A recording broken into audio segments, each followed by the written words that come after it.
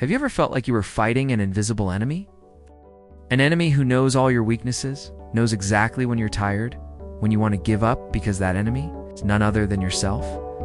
I once lived in that endless battle. My name is Ethan, a young man with grand ambitions, always dreaming of creating something lasting. My mind was constantly brimming with bold ideas, grand plans. But between dreams and reality lay an abyss named procrastination and doubt. Every morning, instead of getting to work, I'd get sucked into endless social media notifications. Every evening, instead of learning new skills, I'd tell myself, I'll do it tomorrow. I watched my friends around me gradually achieve success, while I remained stuck, trapped in the shadow of my own laziness.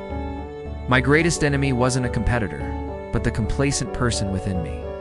The turning point came on a rainy afternoon when I happened to visit the small pottery workshop of Arthur, an old artisan whom I deeply respected.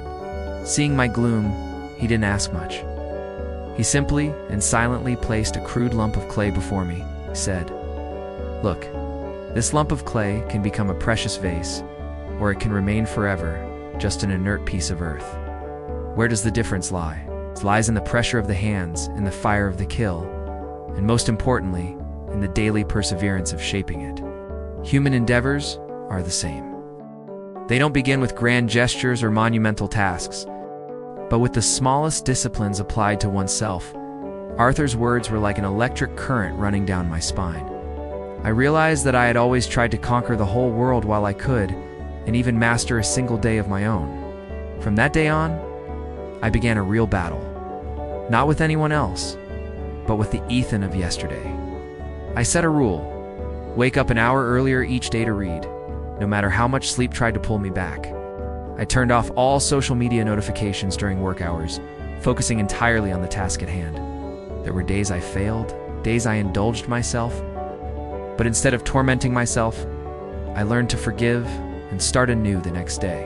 Each time I conquered laziness, each time I overcame momentary temptation, I felt an inner strength growing.